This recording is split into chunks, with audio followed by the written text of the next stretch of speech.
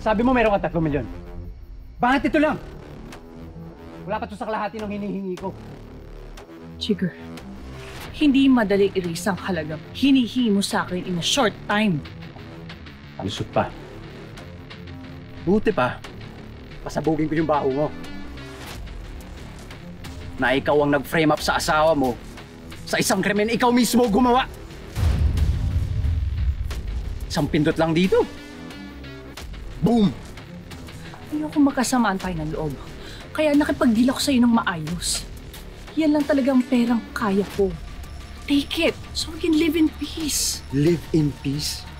Ibigay mo ng buo yung pera ko kung ayaw mo mag-rest in peace. Ano?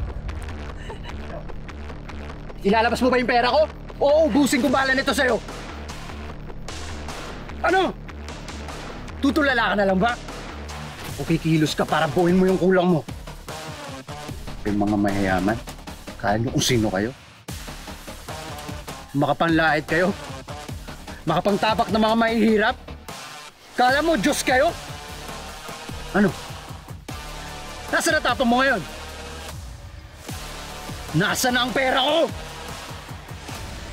Kung anong ibigay ko sa'yo, makontento ka.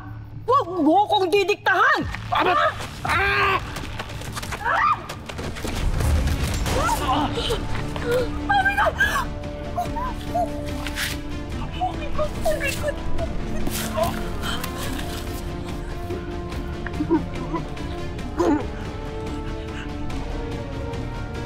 She killed him! She killed him! Audrey!